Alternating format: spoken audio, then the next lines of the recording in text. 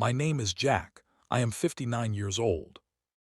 And the day my daughter told me to go away from her wedding, something inside my chest didn't just break. It folded, like a letter no one wanted to read. The church doors were wide open when I arrived. White roses framed the entrance. Gold ribbons fluttered in the soft summer wind. Guests were laughing, adjusting suits, smoothing dresses. Somewhere inside, a violinist was rehearsing the wedding march. I stood there holding a small velvet box in my hand.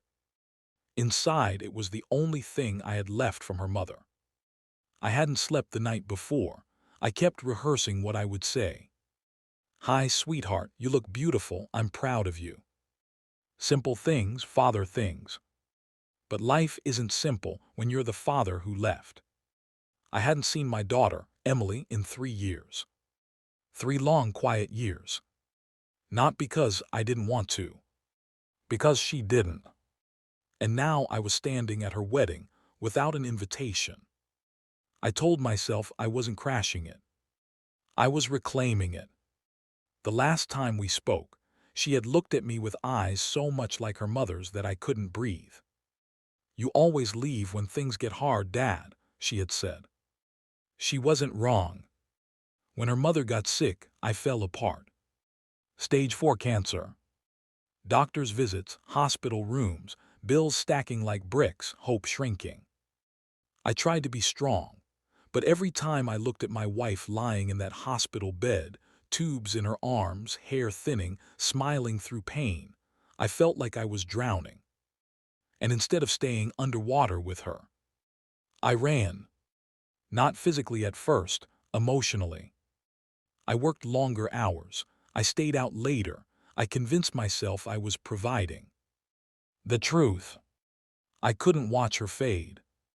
The night she died, Emily was holding her hand. I was in the parking lot, crying in my car because I couldn't go back inside. Emily never forgave me for that. I don't blame her. When I stepped through the church entrance, conversation slowed. People recognized me. Whispers moved like wind. "That's her father." I heard he wasn't invited. He left them, didn't he? No one said it loudly. They didn't need to. Shame has its own volume. I spotted Emily near the altar. She was radiant. White dress flowing, hair pinned delicately, a small diamond necklace resting at her collarbone. For a moment, I saw her at 5 years old, twirling in her mother's old curtains pretending they were princess gowns. I took a step forward. She turned. Our eyes met. And everything stopped. She walked toward me slowly, her heels echoing on the marble floor. Her face wasn't angry. It was worse. It was tired. "Dad," she said quietly. I swallowed. "Hi, Em. You can't be here." It was direct, no softness. "I just wanted to see you," I said. "It's your wedding." She glanced behind her where guests were watching. "You're not invited." "I know." "Then why are you here?" "Because I missed you. Because I regret everything. Because I've replayed your mother's last breath in my head every night. Because I'm still your father." But what came out was small. "I thought maybe you'd want me here." Her jaw tightened. "I asked someone else to walk me down the aisle." That one landed hard. "Who?" I asked. "Uncle David. My younger brother. The one who stayed. The one who sat in hospital rooms.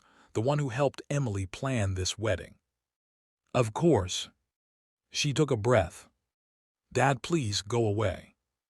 4 words. Polite, controlled, final. Go away. Guests pretended not to listen, but their silence grew heavy. "I brought you something," I said, holding out the velvet box with shaking hands. "I don't want anything. It's your mom's." That made her hesitate. Her eyes flickered to the box. For a split second, the little girl inside her surfaced. Then the bride returned. You don't get to show up today and hand me memories like they fix everything." She stepped back. "Please leave." And then she turned away from me. Just like that. I don't remember walking back outside. I don't remember how long I stood near the fountain across the street. I just remember sitting on the stone edge, the velvet box still in my hand, while wedding music began to play inside. The doors closed, and I wasn't part of it. A father listens for certain sounds at his daughter's wedding. The music, the applause, her laughter. I heard none of it. Only the distant echo of what I lost. About 20 minutes later, someone approached. "Jack." I looked up. "David." My younger brother stood in his gray suit, boutonniere pinned neatly. "You shouldn't have come," he said gently. "I know. She's worked hard to move forward." "So have I whispered. He sat beside me. "She needed you when her mom was dying." "I know. And you weren't there." "I know." Silence. But he continued, "You've been trying." That surprised me. "You noticed. I see you at the cemetery every Sunday." My throat tightened. "I never miss her birthday either." He nodded. "She knows." "What?" "She's seen your car. She just hasn't been ready." The church doors opened slightly. Music swelled. "They're about to walk down the aisle," David said, checking his watch. I stared at the closed doors. "I don't want to take your place," I said. "You're not," he replied, "but you are still her father." He stood. "I can't promise anything, but I'll talk to her." Before I could respond, he walked back inside. Minutes passed like hours. I didn't expect anything. I didn't deserve anything. But then, the doors opened again. This time, Emily stepped out. Alone. Her veil fluttered in the wind. Guests inside murmured in confusion. She walked toward me slowly. My heart pounded so loudly, I thought it might split open. "I have 5 minutes," she said. That was more than I expected. "I'm sorry," I blurted. She closed her eyes briefly. "You always say that." "I know, and it never feels like enough." "Because it is." "Fair." I nodded. "You think you're the only one who was scared?" she asked quietly. "I was 26. I was losing my mom, and I lost my dad at the same time." That hit harder than anything she'd said before. "I wasn't strong," I admitted. "I didn't need strong," she said, her voice cracking slightly. "I needed present." The word hung between us. Present. Not perfect, not fearless, present. I opened the velvet box. Inside was her mother's wedding ring. "I kept it because I couldn't let go," I said, "but it was never mine to keep." Emily stared at it. Tears welled in her eyes, despite her effort to hold them back. "She wanted you to have it," I whispered. "She told me once, if Emily ever gets married, give her my ring, so I can walk with her in some way." Emily covered her mouth. "She said that?" "Yes." Silence stretched between us again. "I can't erase what you did," she said finally. "I'm not asking you to. I'm still angry." "You have every right." Another tear slipped down her cheek. "But I don't want to carry that anger into my marriage." I didn't breathe. She took a step closer. "I'm not ready to pretend everything's fixed." "I understand. But if you're willing to stay, not run, not disappear again." "I won't." Her eyes searched mine, measuring truth. "Then walk me," she said softly.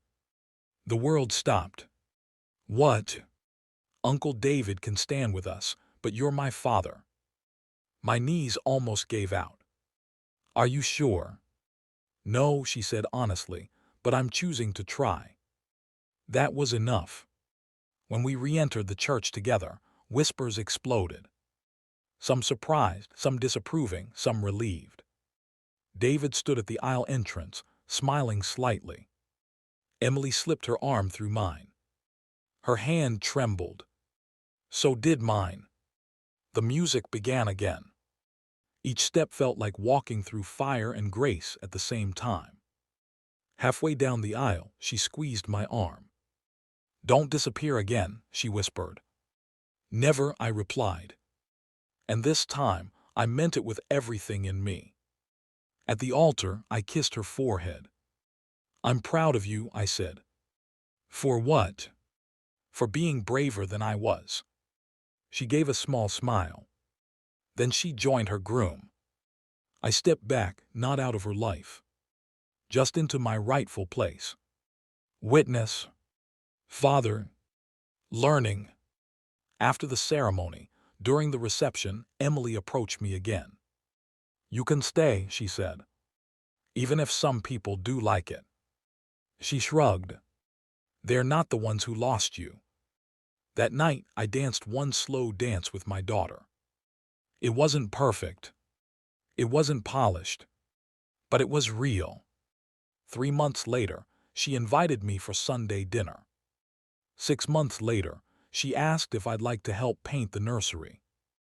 A year later, when her son was born, I was in the hospital room. Present, not in the parking lot. Holding her hand this time. When she looked at me, exhausted and glowing, she said, "You stayed."